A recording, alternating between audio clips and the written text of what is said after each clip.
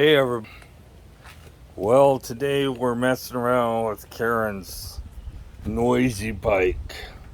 Nothing worse than a noisy bike.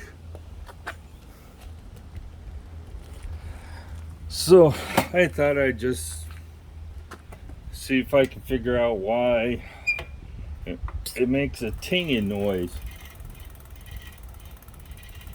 Right now, it only does it when she pedals.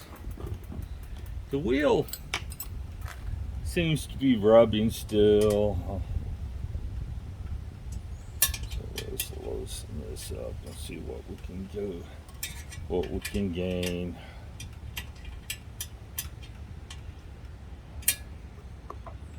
Last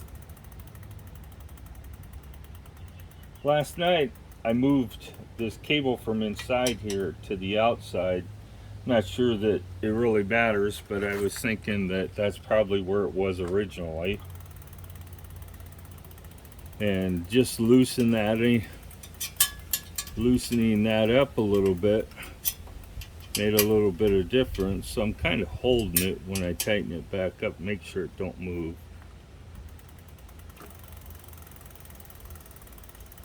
It's not rubbing anymore. So one of the subscribers touched on the mental health benefits of riding a bicycle, and although some of you might not think that there's much mental health benefits in it, there is. There's some definite benefits of riding a bicycle if you do it in the right places. If you have a trail, if you're out on the road, you're always kind of concerned about traffic, so I always try to pick a trail. Although I'm not opposed to riding on the road, I wouldn't do it as my first choice unless I was on a road bike and was trying to get to a specific place. So now we're just wiping off the bike a little bit. Always helps to have a clean bike. I usually put some degreaser on a rag and do this. Spraying degreaser on the bicycle isn't, especially around a motor that relies on lubrication, isn't always the best idea. I still haven't found my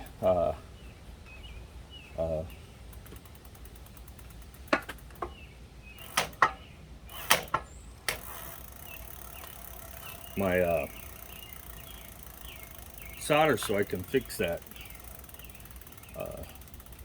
cable flippy thing there. So I was noticing that doesn't really have that much spring in it, and that's what separates the pads once you brake, is it gives it a little push back out.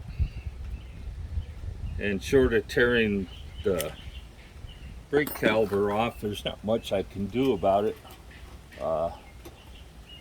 Spread them apart a little bit. I'm just using an Allen wrench.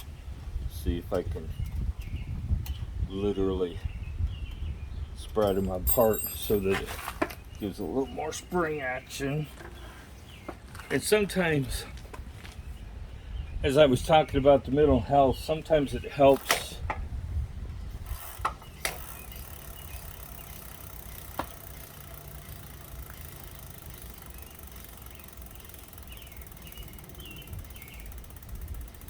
that's the noise I was hearing.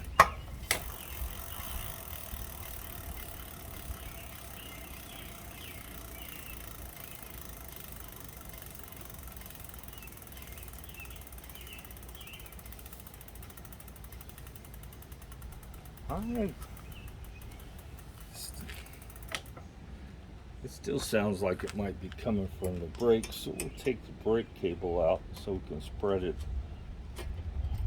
so the brakes as far as it can be away from the caliber.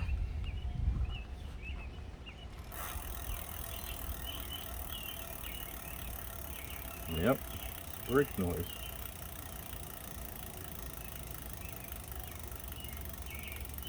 And since I loosened it up here, we know now that it's this outside pad that's rubbing. So we'll tighten it up a little bit again. Let's see at what point it doesn't rub anymore. We're not going to tighten it down.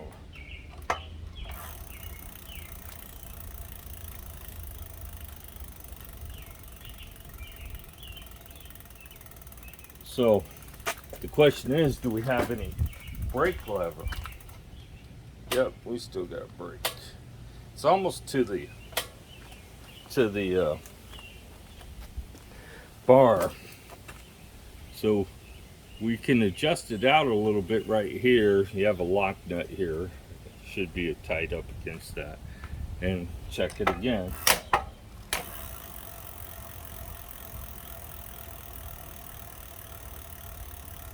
And I don't hear any rubbing anymore. I don't know why the light is on the camera. I ain't worried about it. So we're just cleaning up the bike a little bit. Last night, there it is. I don't remember riding in any wet weather, but it sure looks like it got a little wet. Walmart brand furniture polish. That's why my bike looks good all the time. You just spray it on and wipe it off, and it shines. It puts a little Caranuba wax on it and cleans the dirt off of it. And these are microfiber cloths from Sam's Club, so just wiping the dirt off. Can't hurt to do it. And while you're wiping your bike, you're actually touching everything so you can find out when stuff's loose. And some people find this therapeutic too. Personally, when I'm bored, that's what I do a lot of. Is I come out and look at the bikes, see if there's anything that I can do to make it better. Noises bother me. When I go out for a bike ride, the only noise I'd rather hear is the sound of the wind, or Karen talking to me, carrying on a conversation. If the bike's really noisy, that can interrupt that. So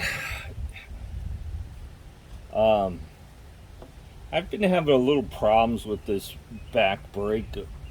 I'm not sure why it's that way. Why I keep having problems with it. It might, I'm thinking it's this here. I think that it probably needs the springs stretched a little bit. But you have to take this caliper off, and then you have to remove this carter pin that's right here, and then you can pull the pads out, and that spring will come out with it. You don't get a new one when you get your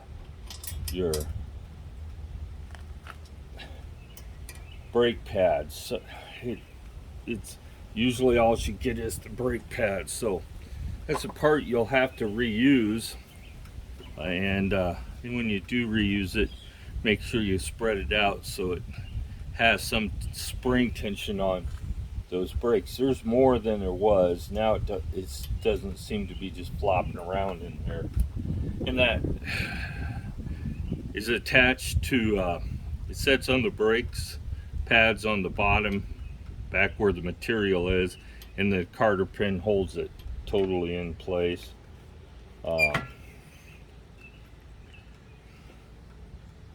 So pretty much everything you need to do on your bike is Allen wrenches, except for removing the wheels. I believe it's 15 or 14 in the front and 18 in the back. You need a special tool to remove these cranks. I recommend you buy Park. And I believe this bottom bracket is 127.5, which is technically the longest one that you probably could find in this cadence sensor snaps inside the cup. And I ain't gonna remove it because it probably would be a pain to get back in there. And then this wire goes into your controller, which is in this portion of the bike right here. Your battery's in the front part, and then your controller is going to be back here. And it's there's holes under there, so it gets a little air. Wonder what I dropped this time. So if you're gonna, I find biking helps me stay center. I look forward to my bike rides every day. It really doesn't matter what the weather's like. Karen plays more of a role than it does with me. But me, I don't really particularly care what the weather looks like. I'll go up for a ride in almost anything.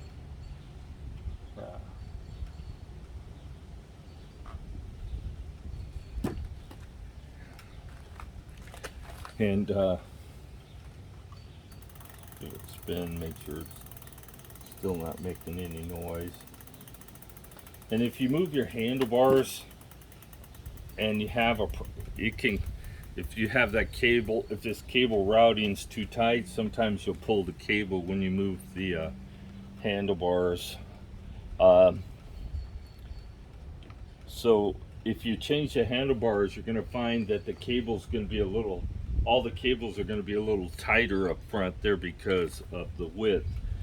Still within reason, but you can find that sometimes you'll have problems with the cables being tight.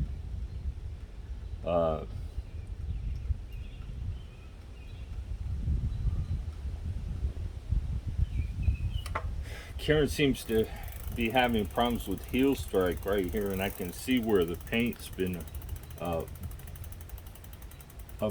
where she's been hitting it. I'm not sure that there's anything we can do about it. It's almost time for new pedals. Those got quite a bit of play in them.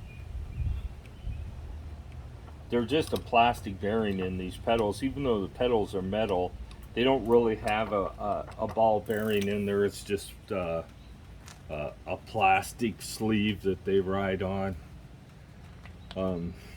So I moved her seat post up a little bit. She was having problems with that.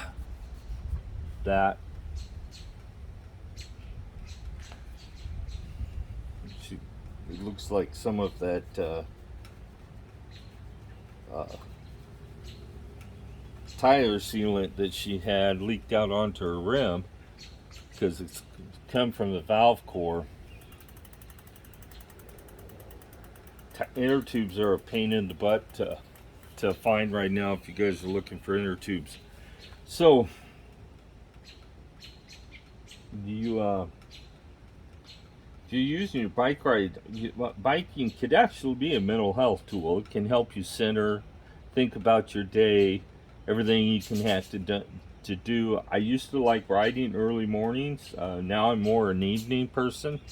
And we all have our own cycles. Some of us are evening people and some of us are morning people. And if there's the best time for you to do your exercise, and only you know that. In my case, I'm probably more energetic in the morning, but I think the bike rides do me better in the evening. Helps me wind down for my day and get focused and get ready for the night. And I find that if I don't do my exercise every day, that I really have problems sleeping at night. Um, and this is a recent thing. This is a coronavirus thing. I never used to have problems sleeping. There would be days that I'd have some problems sleeping, but I could always get to sleep. But since coronavirus, my sleep pattern has been interrupted, and it has a lot to do with the fact that uh, in my life I don't have too much structure anymore. No more job. Uh, um, I technically have a job, but I haven't got paid by them in 6 months or so. Uh, I just had an IME, which is independent medical evaluation again, which is all part of the legal process to making us to getting some outcome in your workman's comp case. In my case, um, this is my second one. I turned down the last one. I actually was in the hospital the night before, and I told them I couldn't come to it. Um, the insurance company, of course, does their part to make their liability to the employer as small as they can, and your attorney is trying to get the biggest settlement as they can. So somewhere in the they meet in the middle usually, unless they can't agree on anything. So just just the way it is. So for you guys that unlock their bike, whether you realize it or not, you're supposed to pull this Class 2 sticker on off this bike, and underneath there's a Class 3 sticker. I'm not going to pull it off because hers isn't unlocked. But legally, once you unlock it, you're supposed to pull that sticker off. There is one underneath it because China ships these bikes out, and they're technically Class 3 bikes. Uh, Lectric can say what they want. They can tell you that it's only a 500 watt motor and then 1,000 watts peaks, but it is 800 watts peak, but it's actually a 1,000 watt motor. Um, it has a lot to do with the controller, but the controller is able to output 20 amps, and the cells in the batteries must be 20 amp cells, otherwise it would just the BMS would shut it off. So they're using 20 amp cells, which is the maximum draw they can draw. So that's why Lectric seems to be getting better battery life out of their 10.4 amp batteries, because they're using higher amp cells. So if you're going out for a ride, try to do it without any noise, no radio. You miss so much when you've got noise out there, drowning out the background noise. That's why I don't do more ride videos, because I enjoy my quiet time, and it helps me, helps Karen. Karen finds if she's having a bad day and she goes out for a bike ride, it turns into a good day, because it helps her focus and forget about the little petty things in our life that makes our life so stressful. Riding a bike to work, if you can commute to work, you'll be amazed the different attitude you'll have when you get to work. Yeah, you might be a little tired, but after you get used to it, it's well worth the exercise to ride your bike to work. Gets you focused early in the morning, gets you relaxed. You come to work relaxed. Your body's already warmed up. You don't have to worry about hurting yourself by starting work cold. You get a cup of coffee in you before you start work, get you pepped up, and you'd be surprised on the difference that a bike ride before you go to work will make. Even if it's not to commute to work, even if it's a quick jaunt around your neighborhood a few times just to get your day started in the morning. And people who run will tell you the same thing. They're so much more focused when they get to work if they've had a little exercise before they come to work. So keep that in mind. Choose your time to you ride, and decide what's the best time for you. There's wheels a little out of round, but if you remember back the first time I did a wheel change, I dropped her wheel and I bent the rim in a little bit. I think it's this side that I bent it on, and I'm thinking that's what I'm seeing is just the bend. Her spokes, of course had to tighten them up once already, but they seem to be holding their tension. Steel spokes tend to stretch with the weather, so you'll notice when it gets cold, they're going to be really tight, and when it's warm, they relax some of the tension off. So, with the season changes, you may notice that you have to do something with your spokes. The tension should be even all the way around, so it's not like your wheel's going to go out of true in the wintertime. But in the summertime, you may find that your spokes have loosened up enough that you need to readjust them. These spokes, there isn't a lot of room to retension the wheel. The spoke nipples on some of these spokes, I imagine, are right at the very end. If you retension the wheels and you have to start having problems with flat tires, that's going to be it. It's going to be that you have a spoke poking through the end of the nipple and it's poking a hole in your inner tube. I really don't know what to tell you there other than maybe you could grind the end of the spoke off, because obviously once it's went there, it's not ever going to go back. So keep that in mind. Yeah, you can grind it off. It's not that big of a deal.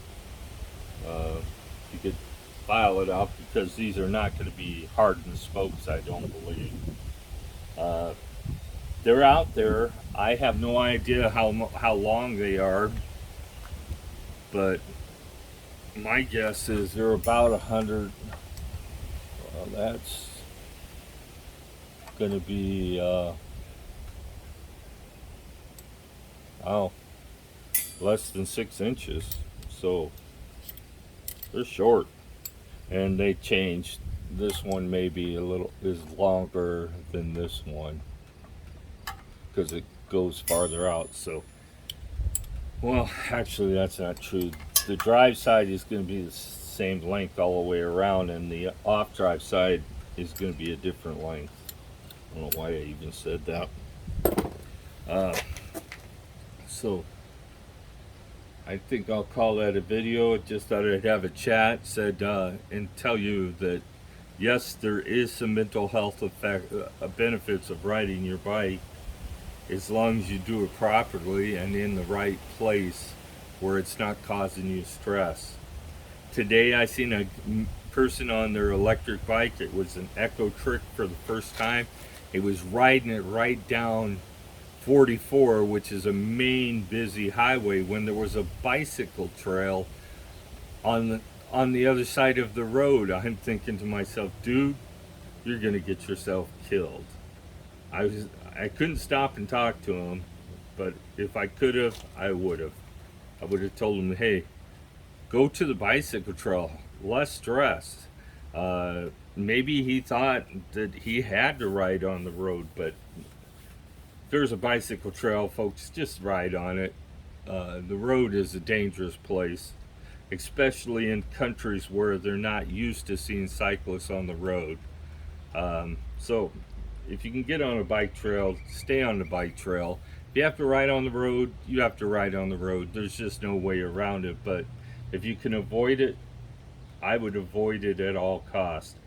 I have been hit by cars in the States twice. The last time while I was still on active duty, I got hit by a Volkswagen that threw me about 30 foot over an embankment into a ditch. and left my bike stuck on the side of the road on the guardrail. Didn't do much to the bike. It broke a little piece of carbon fiber up here, loose from the frame, but I think that's where his mirror hit it. I got back up out of the ditch and up that embankment. I chased that guy down. He was in the military too. Oh, he didn't like the outcome of that. His commander made him basically buy me a new bike. It was 3,300 bucks at the time just for the frame. I didn't replace the frame. I sent it off to Trek and had them fix it. But still, be careful. People don't always, especially, and that was before everybody had a cell phone in their hand when they were driving. Assume people are going to be distracted. So avoid the road if you can. If you can't, keep it in mind. For those wondering, there is some safety devices out there that you can put on the back of your bike. It's a radar that will tell you when a car is coming up behind you. I think Garmin makes it, and it puts a display up there you put on your handlebars that tells you exactly how far they are from you. If you have to ride on the road, I would recommend that. And it's just sends out a beam and it tells you how far they are away and how fast they're coming up on you. So keep that in mind if you have to ride on the road on a regular basis. It might be something to consider, because more than likely you're going to get hit by somebody coming up from behind you. So keep that in mind. You all have a good day. I know you didn't see my happy face today, but I had to get this done because we'll be going for our bike ride pretty soon. The rack seems to be working okay. It's bending pretty good, but hey, it does what it's supposed to. It doesn't have to be fancy to do it, just has to do it. So have a great day. Please subscribe and like the video. Just some basics on here. This is the adjustment for the outside pad. I go over this almost every time. There's a silver button on the back side of this caliper that adjusts the inside pad. It's clicks, so you can adjust it, and it uses a 5mm wrench, 5mm Allen wrench. This is a 5mm. These mounts are 5mm. This bolt here, I believe, is going to be like a 10 or a 12. I'm not sure. This nut here. But so you just need Allen wrenches to adjust your caliper. If the caliper is bent, you can use a crescent wrench or to tweak it whatever direction you need to tweak it. So just the basics. Outside pad, the inside pad is stationary, it does not move, only the outside pad does. This is on a cam. When you pull it, it kind of pushes the brake pad in. So, and you can only move the inside pad away from the rotor, and you don't want it too far from the rotor if you keep from it. Depends on how straight your rotor is. So have a great day. Hope y'all get out there and ride your bike, and it helps you find your center in life and gives you enjoyment. Have a great day.